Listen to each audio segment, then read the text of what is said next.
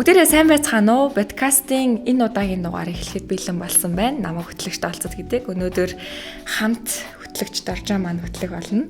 За, өнөөдрийн зочин бол их сонирхолтой зочин байгаа. R&D төвийн сургалт хамтын ажиллагаа хариуцсан мэргэжилтэн бясалгал хийдэг үзэсгэлэнтэй бүсгүй цогцлмаа маань оролцож байна. За, урилга хүлээж авсанд баярлалаа. За та хоёртаа ч гэсэн маш их баярлалаа. Энэ гоё подкастад урьж оролцуулсан явдалд. Сонь сайхан юу байна? Тэ? Ойрд ажил ихтэй байна уу? Амьдрал хэр байна? Тийм. Тэгээд ойрд бол ажилтай буужигнаал одоо баг их анхаарлаа ажил руугаа тавиад их завгүй л өнгөрч байна да сүүлийн өдрүүдэд. Юу хийгээ зав байна? Ажлынхаа хүрээнд бол бид нар сая маш олон ажлуудыг хийж гүйцэтгэлээ. Тухайлбал манай R&D төвийг юуны өмнө танилцуулсан зөв баг. Тэгэхээр манай бод группийн судалгаа хөгжүүлэлтийн төв буюу олонний одоо дуудаж заншснаар бол R&D төв 2022 онд тузын даргын санаачлагаар үүсгэн байгуулагдсан. За үүсгэн байгуулагдсан цагаасаа хойш хамгийн анхны ажилт нь миний бие болон одоо ингээд ажлын төлөвлөгөөнүүд гараад анхны болон ганцтай чинь ганцаардахгүй гэдэг шиг ганцаараа ингээд одоо танаалт төслийн захирал өөрөөр хэлбэл манай R&D төвийн ажлын хэсгийн ахлагч даваа талаа захиралтайгаа хамтдаа ингээд ажлаа хүлээж аваад гүйцэтгээд явж байна. Манай онцлог үйл явдал бол хамгийн сүүлд хамтран ажиллах санамж жижиг зорсон явдал байгаа. Энэ маань Монгол Улсын их сургууль, Beijing Concentric Technology болон GIP буюу Gov Infrastructure Partners гэсэн гурван байгууллагатай хамтран ажиллах санамж жижиг арга хэмжээ, их церемонлог, өргөн цар хүрээтэй аюу сонирхолтой болж өрнөлөө. Тэгэхээр манай судалгаа хөгжүүлэлтийн төв бол Монгол улстай анхдагч судалгаа хөгжүүлэлтийн төв байгаа. Төмөр замын өөрөөр хэлбэл судалгаа хөгжүүлэлтийн төв гэхээр нэгдүгээрт Монгол улстай анхдагч. Тэгээд цорын ганц ажилтнтай. Тэгээд бод групптэй ч гэсэн мөн адил анхдагч учраас мэс хагалж энэ олон ажлуудыг төлөвлөж одоо араас нь ингэж хийхийг зориод ингэж явж байгаагаа бол бас хараад баяртай, ас жаргалтай байгаа. Мэдээж сайнны хажуугаар сар гихчээр хамгийн анхны ингээд мөс хаглаад хийж байгаа ажил учраас бас challenging, сорилттой, тийм ээ, асууж лавлах мэдэхгүй байх маш олон бэрхшээлүүд бол тулгарч байгаа. Тэр болгонд одоо манай удирдлагууд, ажилтнууд, хоёргүй сэтгэлээр миний надад хамаагүй гэхгүйгээр өөр юмсгөр ингээд хамтарч цэцгэж байгаа бас баяртай байгаа. Өөрөөр хэлбэл заримдаа би бас доржоосоо тусалцаа аваад аж ахуйн ажлуудад дэр ч гэсэн чимэглэлээр ажлуудад хамтран гүйцэтгээд явдаг. Тэгэхээр R&D төв бас ингээд цаашдаа хөгжүүлээд явах юм бол бод группийг гадаад харилцаа болон одоо үйл ажиллагааны бас шин түвшинд гаргах юм цаашдын алсын өгөөжтэй судалгаа хөгжүүлэлтийн төв гэж харж байгаа. Тэгэхээр одоо юуны өмнө одоо R&D төвдөр маань ингээд подкаста хийгээд те манай төвийг бас ингээд асуугаад болоо энэ хамтарч ажиллаж байгаад маш их баярлалаа. Тэгээ ер нь би ингээд судалж байгаад бол дэлхийн өндөр хөгжилтэй орнууд бол дандаа ингээд том судалгаа хөгжүүлэлтийн төв дээр үндэслээд нөгөө бүтээн байгуулалтын ажлуудаа явуулдаг. Тийм бүтээгдэхүүнээ илүү боловсронгуй болгодог гэдэг ч юм уу иймэрхүү байдаг. Ер нь гадны улс орнуудын жишгээс бидэртэй хуваалцвал юм байна. Гоё асуулт асуусанд баярлалаа. Яг үнэнлэхдээ алдчихгүй чи бас маш сайн судалгаа хийсэн байна. Олон улсын байгууллагууд, тухайлбал бизнесийн байгууллагууд хажуудаа үйл ажиллагаа чиглэлүүлэх ажилтнуудаа сайжруулах R&D төвтөө тэр төв дээрээ түшиглэж үйл ажиллагаагаа гүйцэтгэлийг чанарыг сайжруулж явдаг. Тухайлбал одоо энэтхэг улсад л гэхэд 90,000 орчим R&D төв байдаг. Австрал хамгийн ойрын жишээ гэхэд бизнесийн байгууллагууд орлогынхоо 9% R&D төв дээр зарцуулдаг. Жилийн орлогынхоо. Тэгэхээр энэ дээр ганцхан байгууллагын бүтээгдэхүүний чанар гүйцэтгэл гэхээсээ илүү ажилтнууд ч гэсэн давхар хөгжих боломж бий болдог. Цаашдын ажил, карьер, ажлын гүйцэтгэл чанар энэ бүхэн бүгд цогцоор өсөөд явдаг. Тэгэхээр энэ дээр зөвхөн хин үр ашиг хүртэх юм бэ гэхээр байгууллагаас гадна ажилтнууд ч гэсэн үр ашиг хүртэж хөгжих боломж бүрдэж байгаа. Тэгэхээр илүү бас нийгмийн хариуцлагын хүрээнд хийгдэж байгаа ажил гэж би бас харж байгаа. Тийм. сая бас нөгөө нэг санамж бичиг зурсан гэд хэлсэн шүү дээ тийм Муйстэй Beijing Consent. Муйстэй санамж бичигт гарын үсэг зурснаар яг ямар давуу талууд бий болох юм? Одоо манай Монгол залуу инженерүүд яаж өсөж хөгжихийн ментортой болох боломж байгаа мó гэдэг ч юм уу те. Тэр талаас нь дээрэс нь Beijing Consent-тэй хамтарч ажилласнаар ер нь одоо Хятад болон Монголын төмөр замын салбарын судалгаа хөгжүүлэлтийн чиглэлд яг ямар одоо ажлууд явагдах гэдэг вэ гэдэг нь бас сонирхолтой санагдаж байна л да. Аха.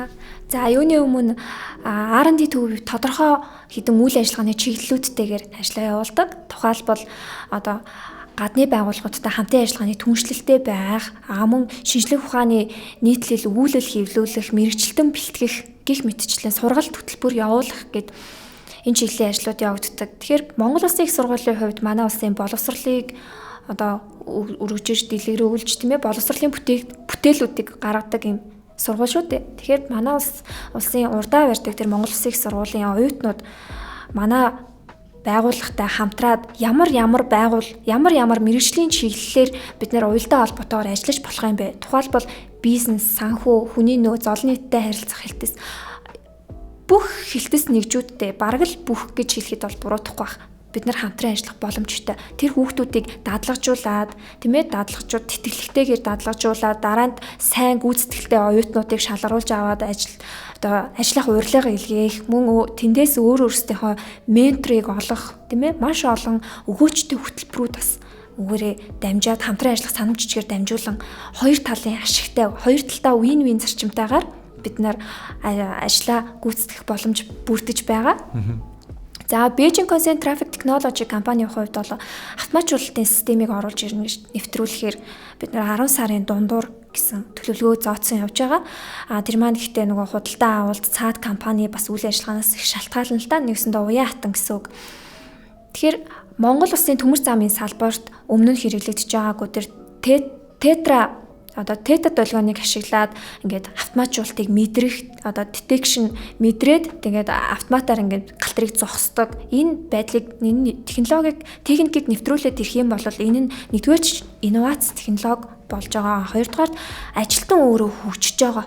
Гадны технологи яаж ингэж шинэ технологиуд яаж Монголд нэвтэрч болдгийг. Гэхдээ дунд нь тэн дээр бас бэрхшээлүүд байна л да. Тухайлбал Хятадын төмөр зам дээр ашиглагдчихсэн технологи Монголын технологи төр боломжтой юу гэдэг асуудал байгаа байхгүй. Яагаад гэвэл уур амьсгал, цаг уур, хүн ам, тийм ээ, олон хүчин зүйлүүд нь ялгаатай учраас тэр болгоныг бид нэр эхлээд туршилтын байдлаар нэг зүрлэг дээр, нэг өртөөн дээр ч юм уу туршиж үзээд боломжтой юм аа гэсэн туршилтын үндсэн дээр цааштай ажлууд бол хийгдээд явна.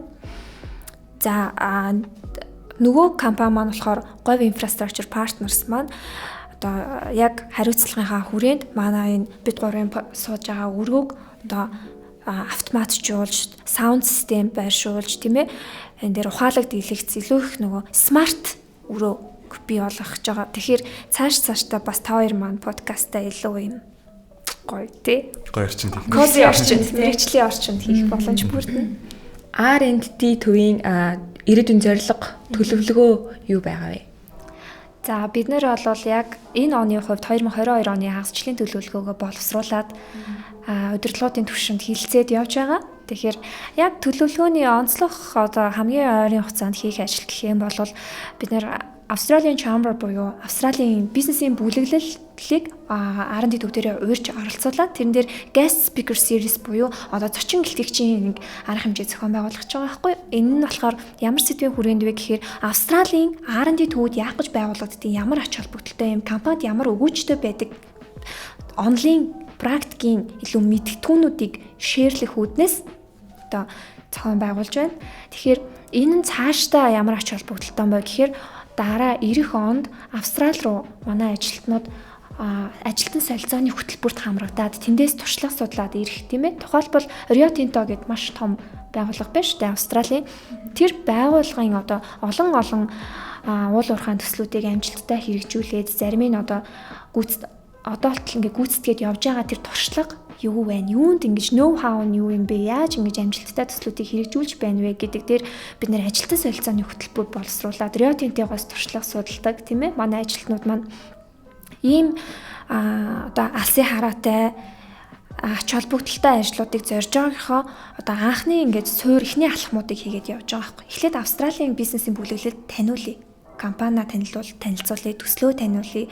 Ямар ач холбогдол тэндээс гарч байгаа, ямар R&D төвдөөгөө бид нэр яаж уялдаж холбогдож цаашаа Австралитай илүү гүнзгий контактууд үүсэх үү, тийм ээ? Илүү ихтэй одоо нэг хүний цаана дахиад 10 танил байдаг гэхэд 50 хүн манай энэ арга хэмжээнд оролцлоо гэхэд цаашаа 500 хүнд манай R&D түгээх боломж бүрдэж байгаа байхгүй юу? Тэгэхээр үүнээс цаашлаад бас Rio Tinto, оюу толгой гэд төлөвлөгдсөн уулзалтууд байна. За R&D төв бол бас мэдээж маш одоо өөр өгөөчтэй. Улсын одоо түншлэлийг Монголд нэвтрүүлэх хамтын ажиллагааг нэмэгдүүлэх шинэ боловсруучныг дөрөн гаргуулахад бол маш юм дэмтэй төв юм байна. Тэгээд одоо ер нь бол цогцломогийн талаар бас манай сонсогчид яг сайн мэдэхгүй байгаа. Цогцломогийн тухайд ер нь яг үндсэн мэргэжил нь яг юу вэ? Ажлын гараанд хаанаас эхэлж ив? Яг яагаад бодийг сонгож орж ирэв? Би Монгол төрхийн хамтарсан сургуулийг төгссөн. Тэгээд төгсөөд одоо би эхлээд байгаль орчны салбар дээр мэргэжих хэрэгтэй юм байна гэд бакалавра, магистра төгсөөд Унгараас төгсөөд хүрээд ирсэн. За тэгээд ЮНЕСКОгийн олон улсын нүүдлийн соёлын хэрэгжлийг судлах хүрээлэнд ажилласан. Хэсэг хугацаанд тэнд гадаад харилцааны ажилтнаар ажиллаж үзлээ. Яг тэндээс болохоор би яагаад шууд тэндээс гараад бод руу орж ирсэн л дээ. Тэгээ яагаад гарах болсон бэ гэхээр нөгөө карьерийн хувьд хамгийн дээд түвшинд хүрсэн байсан. Тэрнээс цаашаа нөгөө өсөх боломжгүй ингээд хязгаарлагдсан байсан учраас за би одоо нөгөө төсөл хэрэгжүүлэгч Монгол улсад бас ингээд хувь нэмрээ бодтойгоор оруулдаг үнцэнд бүтээж байгаа байгууллага орё гэд шийдээд бод группт орж ирсэн. За тэгээд яг нөгөө сургалт хамтын ажиллагаа хариуцсан мэргэжилтнэр одоо нөгөө олон улсын харилцааныхаа практикийг сураад явж байна л да. Сэтгэл хэр байна? Шинэ ажилтан байгаа шүү дээ. Шинэ ажилтны хувьд ер нь бодийн соёл те бодийн одоо онцлогдол нь яг юу байна? Манай хамт олон гоё байна, юу сайхан байна. Бэрхшээл юу вэ? Би нэг айгүй юм том макро бүтцтэй байгууллагад ороод ирсэн учраас хүн болгон яг өөр өөрсдөө яг нэг эвлүүлдэг пазл тоглоом шиг энд нэг хүн нэг юм чадчихад энд нөгөө хүн бас нэг өөр юм чадчихийдэг. Тийм нийлээд нэг зорилгын төлөө ингээм хамтдаа явж идэг. Тэнгүүд энэ хүмүүсээс бүтэнгээс сурах юмнууд байгаа байхгүй юу? Тэрийг хараад эндээс энэ хүнээс энэ зүйлийг сураад авъя гэдэг аюу сониучнуудээр ингээд суралцаа л яваад байгаа. Яг үндэ бид хоёроос ч гэсэн ингээд жижиг хэсгүүдийг аваад ингээд суралцаад явж байгаа байхгүй юу? Энэ нь аюу тийм сонирхолтой аюу тийм гоё байгаа. Аялал болоод. Бодит орж ирснээс хойш бас нэг хөгжилтэй явдлууд тиймэрхүүнүүд бас гарсан баг те. Энэ дээр нууц шол. Тийч бас. Их факттай шүү дээ. Ер нь бол ингэж хинт фактлал явна. Нөгөө яг энэ асуултыг асуусан чиг санаанд орлоо. Анх нөгөө нэг ажлын хэсгийнхаа хурал зарласан юм аа. Яг R&D төвийн нөх ажлын хэсгийн хурал дээр би намайг протокол бичээрэй гэд солонгоос хэрэг үүрэг болгоод би протокол бичээд ингээд сууж захтаа ингээд яг нөгөө диктофон шиг ингээд бүх хүмүүсийн яриаг тэгтэнгөө бичсэн байсан чинь яг тэр үед жоохон анхаарал сарнсан юм уу яасан манай цогцломог бүдэрийн мэдээ хэвстэй гэдэг аваад л захирал асуусан чинь нэг нь арай тэлцээг байгаа гэхгүй юу хойноос тэгэхээр нь би за энэ хиннээс юм бол за энэ эрдэнэ цэцэг ахлах юм шиг байна гэд эрдэнэ цэцэг ахлахыг ингээд эрдэнэ цэцэг арай танилцаагүй байгаа гэж протокол дээр бичээ явуулсан чинь тэр нөгөө бүх захирлууд руу CC хийгдэж очиад гэсэн чинь солонгоц захирлууд тэрийг протоколыг уушингуудаа Эрка захирал руу арай үгүй байлгүй цогцлмайг танаагүй явж байгаа юм. Миний нөгөө манай хилцээ ахлах шүү дээ. Шууд нөгөө удирдах хүн ажиллаа танилцаагүй явж байгаа шиг дээ. Тэгээд бүр ингэ тэр бүрийн хүүхдээ бүр захирлуу тэгээ Эрка ахлах бүтэнгийн дунд нэг инээдтэй бас нэг жоохон дулаан уур амьсгал бүрцээ нэг бүгд инээлтэй арайчтэй чи. Давхар нөгөө Эрка ахлахыг бас хилмигдүүлчихэж байгаа байхгүй юу? Одоо бид тээр чинь ингээд яг нэг ширээн зэрэгцээд суудаг байсан юм. Тэгэл ийм ном уншсан, энэ номын энэ хэсэг нь гоё байсан. Ингээд надтай байнга ширлэн. Яг ингээд өөртөө ингээд байгаа юм ингээд хуваалцах гад байдаг тэр эрэг тал надад амар мэдрэгдэг байсан. Тэрнээс гадна бид тээр чинь их бясалгал хийсэ. Тэгэл би жоохон ингээд ажил ихтэй стресстэй гэрэнгүүт л за дөржөө хоёлаа бясалгая. Тэгэл нэг цайны цаг магаар нэг 5 минут бясалгаал бүр ингээд гойлцдаг. Тиймэрхүү. Одоо барыг санаж дөө манай хүн чинь намайг орхиод доошоо нааран дээрээ бууцсан. Тиймэрхүү юм болчиход байгаа. Тийм. Би бясалгал гэснээс ер нь бясалгалыг хэдэн жилийн өмнөөс хийж эхэлсэн бэ гэдгээс бас сонирхмаар байна. Яагаад сонирхох болов? 2015 оноос хойш яг бясалгалыг сонирхож эхэлсэн. Яг идэвхтэй хийсэн нь бол 16 оноос хийсэн. Яг яагаад бясалгал хүнийг шалтгаан байна л да. Ер нь ингээд хэрэгцээ. Надад нэг ийм л юм хэрэгтэй юм байна. Би нэг иймэрхүү төрлийн ядарч нэг тойм багцаа аваад нэг иймэрхүү юм надад хэрэгтэй байна гэсэн хэрэгцээг үүсгэл юм байлээ. Би нөгөө өмнө нь айгу сэтгэл хөдлөл өндөртэй байсан байхгүй юу? Одоо огцом баярлдаг, огцом ууралдаг, огцом тэгэл тэрнээсээ өөдөөд айгу буруу шийдвэрүүд гаргадаг, хүмүүс рүү ууралдаг, өөрийн мэдлгүй бусдыг гомдоочдаг. Тийм л хүүхэд байсан л та. Тэг галзуу.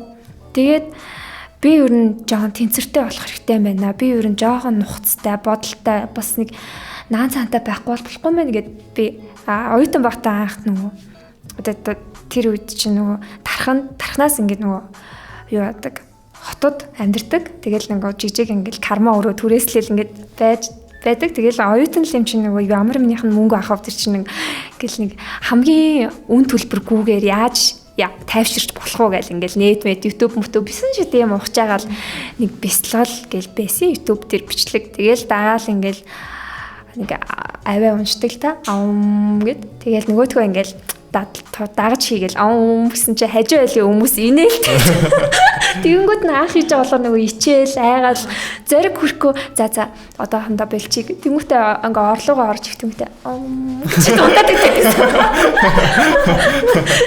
тэгээд айгуу тийм дотроо ингээ чи хүсэл эрмэлзэл байгаад байгаа мөртлөө нэг л орчин бүрдэж өгөхгүй байсан л та тэгэл яг нөгөө бясалгалын төвтэй холбогдоод өөрөө ингээ бясалгал хийгээд үр дүнг нь мэдрээд ирсэн чинь одоо ганцхан нэг стресс, сэтгэл хөдлөл хянахаар зогсохгүй эн чинь бүр миний хувь заяанд хүртэл нөлөөлөх юм байна гэдгийг л ойлгож авсан. Тухайлбал одоо ингээд хүний тархины тойрч сонирхуулаад хэлэхэд арт хэсэгт ингээд амигдала гэдэг нэг жижиг хэсэг байдаг байхгүй. Тэгээд тэр хэсэг болохоор сэтгэл хөдлөл хүчтэй явагдах болгонд цохилт авч идэг. Тэгээд тэр цохилт аваад ингээд тэр амигдала гэдэг хэсэг маань ингээд томроод идэг. Тэнгүүд нөгөө тархины логик сэтгэлгээ, дуран сэтгэмж, эргцүүлэн бодох энэ хэсэг болгоныг нөгөө таглаад зайг нь эзлээд томроод идэг учраас нөгөө хүмүүсийн одоо төвлөрөх чадамж, анхаарал төвлөрүүлэх, бүтээмж гарах нэг юмнууд нь бүгд багасаад ирдэг байхгүй. Тэгэхээр энэ амигдала гэдэг хэсэгтэйгээ л маш сайн ажиллаа. Тэр амигдала гэдэг хэсгийг айл болгон хорчилгоод хатаагаад жижигсгээд авах тусам тархины бусад хэсгүүдийн ажиллах орон зай нөхцөл нь бүрдэж эхэлнэ. Тэнгүүд тэрийг ингээд багасгах ямар арга техник байх вэ гэхээр хамгийн түрүүнд бясалгал байдаг. Тэгээд бясалгалаар одоо та хоёр анзаардаг бол ингээд байгууллагын том үйл ажил хэрэгүүдийг аваа явж байгаа корпорацийн эзэдүүд удирдлагууд бол ер нь их тайван, нухацтай, ийм баланстай хүмүүс байдаг. Нэг тэгж амар огцом сэтгэл хөдлөлөөр савлаад авахгүй. Одоо хамгийн ойрын жишээ гэхэд Apple-ийн Steve Jobs бясалгал хийдэг. Одоо нөгөө бүр mindful meditation гэдэг нэр томьёо гараад ирлээ шүү дээ. Nike, McKinsey, Yahoo гэх мэтчлэн маш олон тэргүүлэгч дэлхийн компаниуд дээр ийм бясалгалын цаг моменттой болсон энэ зүйл маш үнэхээр ач холбогдолтой юм байна гэд. Тэнгүүд бясалгалыг ингээд хийгээд дотор нь ороод мэдрээд ирэнгүүт хамгийн түрүү хүний эрхийн асуудал хөндөгддөг. Бид нар чинь тайван байх хэрэгтэй юм байна. Бид нар чинь өөрийгөө хөгжүүлэх төр тархиа ингэж бүтэн ажиллуулах хэрэгтэй юм биш үү гэдэг юм гарч ирдэг байхгүй.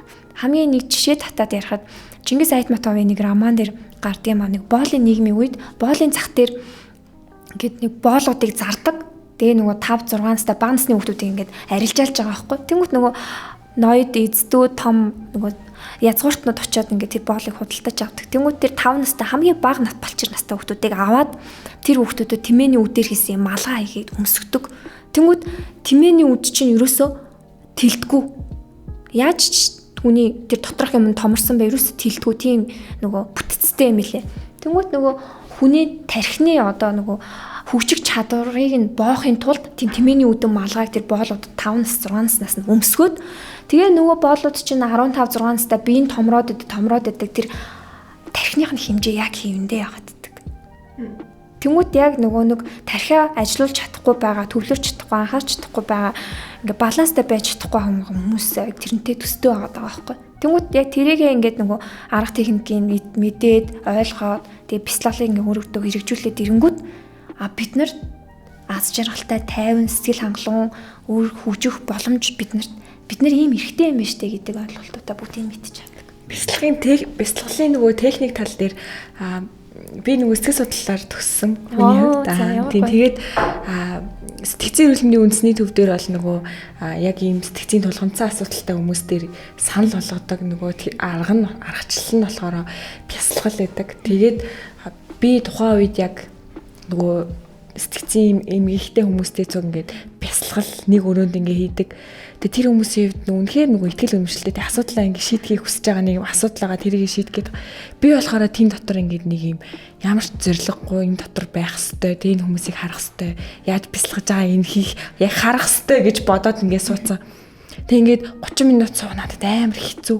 Тэг хүмүүс ингээд амар гоё болвол царай мөрөн гоё болоод амар би болохоор ингээд яг нөгөө нэг тэр гоё сайхныг юусоо мэдэрч чадаагүй.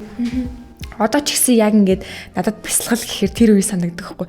Хүмүүс яаж энэ амар амгалан гин мэдрээд идэм бол би тэр үед яагаад тийм гоё сайхныг мэдрээгүй юм бол гэдэг. Тэгээ одоо надтай адилхан ерөөс өмнө за бяцлалаар хичээлж байгаа эсвэл нэг оролдох гээд фейлдсэн тийм хүмүүст бүр хамгийн энгийнээр хэлвэл нэг тэгээд үзээрэй гэж хэлвэл ямар арга техник байх уу?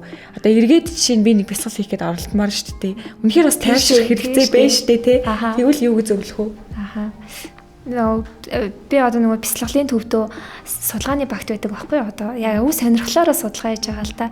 Монгол улсад хэдийн бяцлал байдгийг яаж бяцлал ер нь хөгжих боломжтой? Монгол хүмүүсийн яг хэрэгцээ эрэлт нь яг юун дээр байгаа? Юун дээр тулгуурлаж ер нь тэр хүмүүс сэтгэл үнэмшлэн явдгийг ингээд энэ судалгаа хийж байхад Монгол улсад ойролцоогоор 26 орчим төрлийн бяцлаглалын төрлүүд байдсан билий. Тэгэхээр чамд аюул олон боломж аваад зү 26-аас ингээд сонгож сүвэрлээд хийн гэхээр одоо олон юм нуршаа яах вэ? Гурлаа зөвхөн хамтдаа нэг богинохон техник хийж үзье. За өөртөө тухтаас байрлалаар суугаарай. Нурууц их. За хоёр гараа хуруунуудаа нийлүүлээд зүрхнийхээ аралдаа бариарай. Нүдээ ааж ухаан анаад хоёр нүдэн дээр анхаарлаа авчирлаа. 1 2 3 4 5 6 7 8 9 Хамрынхаа үзүүр дээр анхаарлаа авчирлаа. 1 2 3 4 5 6 7 8 9 Хоолон дээр анхаарлаа авчирлаа. 1 2 3 4 5 6 7 8 9 Зүрхэн дээр анхаарлаа авчирлаа. 1 2 3 4 5 6 7 8 9 Өөрийн тааваар амьсгалаарай.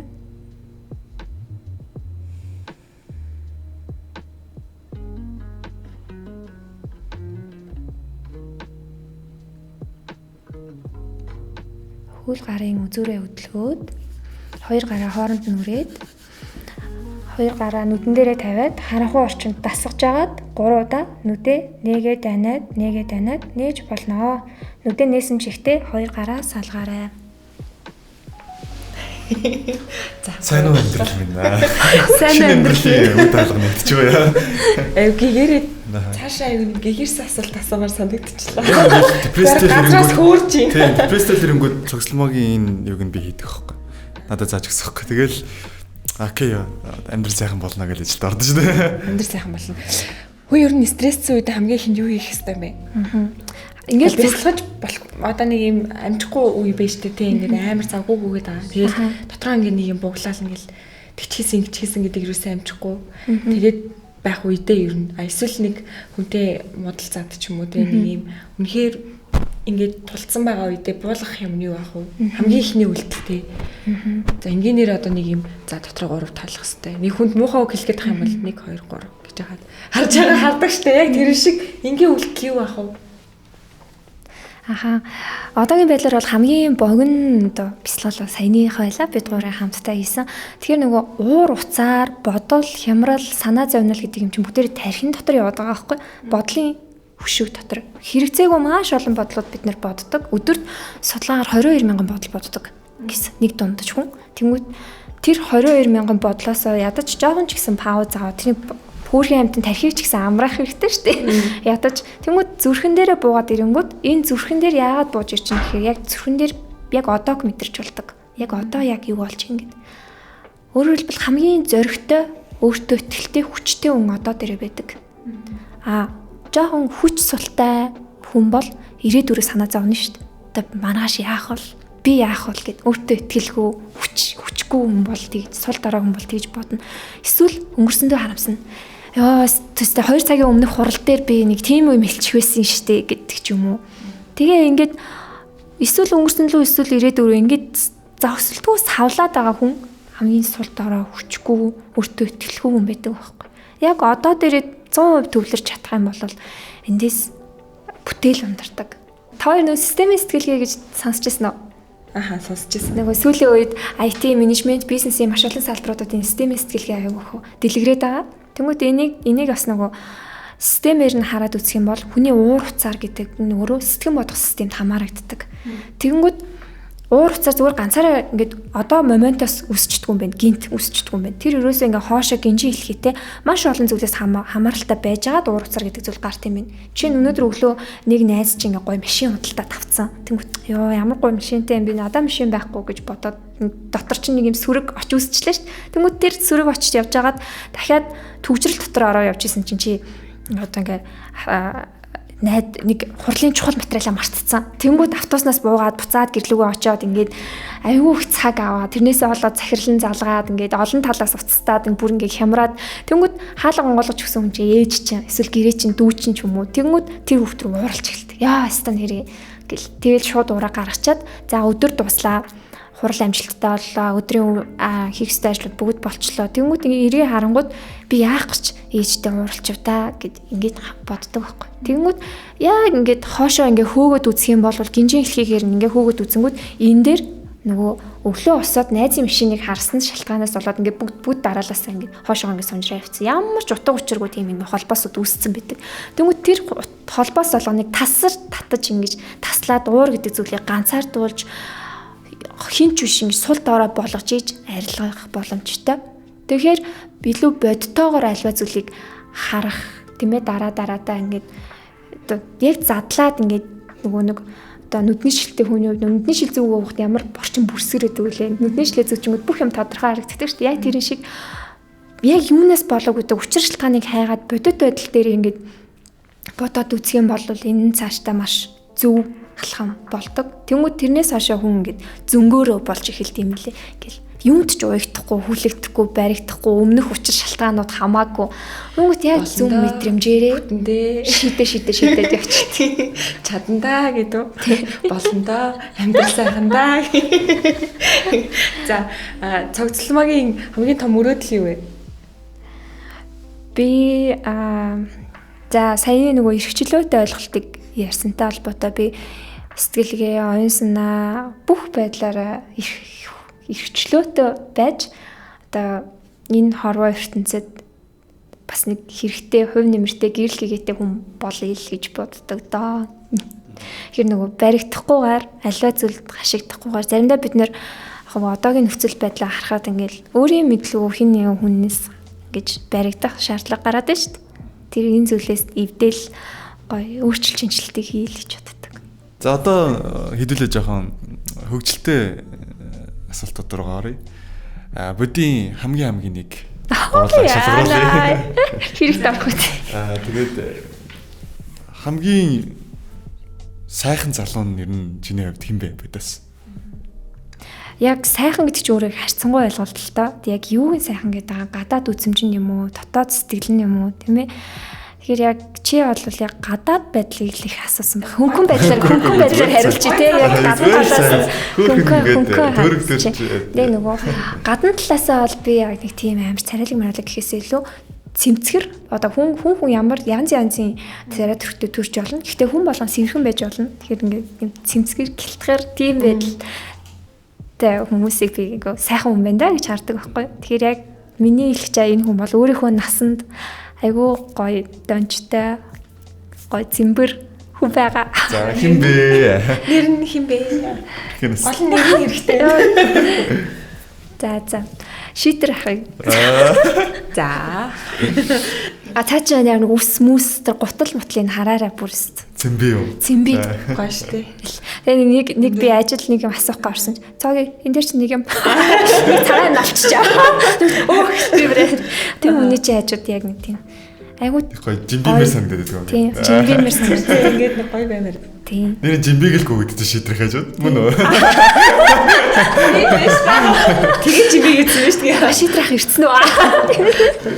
Хамгийн хүндэлж явдаг хүн чинь хэм бэ байдас? За даваа талаа захирлыг хамгийн хүндэлж явдаг. Манай би бол хувьдаа бодийн Elon Musk гэж хардаг шүү дээ. Ерөөсө өнгөрсөн юм ярихгүй дандаа урагшаа шийдэл гаргалгаа юу байна? Энэ дээр одоо шинэлэг юу зөвшөөрж болохоо гэж маш амбицлэг. Би өөрөө айгүй амбицлэг байхгүй. Тэгээ яг тэрэн дээр ингээ маш олон зүйлийг сурдаг. 5-10 минут ч веб ингээ захиралтаа зүгээр цай кофе ууж яхад ерөөсө цаг хүрдэхгүй. Захирал бүр хүчээр ингээ цусаа. За би ажилтаа ингээ би бүр яриаг ингээ бүр шимтцсэн байдаг байхгүй. Дандаа шинэлэг техник технологи өөрөө айгүй нөгөө олон малтитаскинг олон нөгөө юу олон ур чадвартай хүн шүү дээ. Тэгэл тэр олгоныхоо жишээнүүдийг яриад ингээл ярингууд бүр яг гоё өвөөчтэй байгаа байхгүй яг нөгөө мүлжүүртэй гэдэг шиг. Мүлжүүл гэж энэ даа гэж. Мүлжүүртэй зэрэгтэй. Тэглээ мүлждэг. Шууд удирдлагын доор ажилладаг тий. Манай газар хилцүүдээс хамгийн их ажиллаж үзхийг хүсдэг хилцэж байдгаа. Тэгээ эдний хилцэн ямар гоё ажиллаад байна. Эдний ажил. Тийш нэг өдөр ч усгаа ажиллаж хэлсэн. Тийм. За би бол яг нөгөө хилтэс цолгон руу тойрч явж үзээгүй л дээ. Яг яаж нэг нэрнээс нь сонсоход л төлөвлөгөө мониторинг хилтэст ороод нөгөө project management төсөл яаж төлөвлөлтийн ингээл шин нөгөө application software-уудын сураал know how ингээл харъя л гэж боддоо шүү дээ. Хамгийн сэтгэлтэй юм бэ байдаас өөр чи яг амар гоё чин сэтгэлээсээ хандж исэн өөр их чин бүр ингээд хизэж мартагдахгүйгээр баярлуулж исэн юм байдгаа. Бүр амар тод үлдсэн юм гэвэл манайхан бүгдээрээ л ер нь сэтгэлтэй шүү дээ. Ер нь хинээс нь ч очиод мэдгүй юм асуухад уриалгахын хилээл өгдөг. Эрка их юм болов ахлах. Тий. Айгүй гүцэтгэл өндөртэй сэтгэлээсээ хийдэг. Хамгийн ажил ажлыг бол зүгээр бодоо болгодог. Байн ажил хийж идэг. Ажил хэрэгч тийм. Тий, ажил хэрэгч. Ажил хэрэгч надаа Эрка захирлаа тэр талаар таалагддаг. Айгүй цаа чи нэг шийдэмгий хуурц ингээл та нар тэгвэл ингүүлийг гэж шууд тодорхой байдаг шүү дээ. Ерөөсөн цаг хугацаа алдахгүй. Тэгээ нэг дууных нь тоон тэр бас амар гоё инээдэг. Ажлынхаа хажуугаар нэг жижигхэн ингээд хөөрхөн инээж гэж надад айгүй таалагддаг. Ер нь бол удирдлага хүн бас ийм гоё шийдэмгий дайчин байх хэрэгтэй юм байна да. Ийм гоё ажил хэрэгчтэй тийм байх хэрэгтэй юм байна л гэж хардаг шүү дээ. За манай хамгийн асуултууд байна дууслаа. Юу шүү дээ. За тэгээд сүүлийн асуулт. Энэ амьдралдаа яг юунд талархаж явдаг вэ? Хин талархаж явдаг вэ гэдэг асуултаар подкастаа өндөрлүүлье. За бяцлал болгоны араас талархлаа илэрхийлдэг. Яг тэгвэл бяцлал яг нөгөө төвлөрсөн байгаа, хоосон байгаа тэр орон зайтай талархал илэрхийлэхэд илүү хүрдэг гэдэг байхгүй. Тэгэхээр мэдээж энэ сайхан өнгөт орчлоонд намайг авчираад бүх зүйлийг хүсэр болсон аав ээжтэй юуны өмнө их талархдаг. Ээж аав минь байгаагүй бол би байхгүй шүү дээ. Тэгээ ардаас нь сайхан их орондоо энэ сайхан хангаа дэлхий ийм гоё байгалийн үзэсгэлэнт их оронд төрсөндөө талархдаг. Хамт ажиллаж надтай очирсан сайн сар бүхэл хүмүүс үйл явдлуудад ер нь алхам тутамдаа л талархаж явдаг. За өнөөдрийн дугаарт маань маш сонирхолтой зочин оролцлоо. Тэгээд R&D судалгаа хөгжүүлэлтийн төвийн цаашдын зорилго, за одоо хэрэгжүүлж байгаа ажлууд, за мөн түншлэн бясалгал ажлын талаар мэдлээ тий. Яавал одоо уур уцаараа ингэж хөнкөн даван дуудах уу мэдчихлээ. Маш сонирхолтой сэдвүүдээр ярилцсанд баярлалаа. Тэгээд урилга хүлээж авсанд баярлалаа. За баярлалаа. Тааштай ч гэсэн. Баярлалаа. Тэгээд хамт нөгөө ярилцах боломж боллоо. Тэгээ ярилцсандаа их баяртай байна. Тэгээд бис цаашдаа бяцлагаар хичээл хийгээд бодлоо сая. Тэгээд баярлалаа. Ажилд нь амжилт хүсье. Баярлалаа. За. Гараа ирж байгаа шүү. Тэгээ гараа яваа. За таслаа. Хэр юм ба? Дэчгүй. Амар сандрах болоо гэсэн чи яруу нэг сандрахгүй. Байхгүй. Ярьж мэрмээр санагдсан юм асуугаагүй юм байхгүй үстэй. Бүгдийн л асуулаа. Фүүл сэтгэл хангамж дүүрэн байна.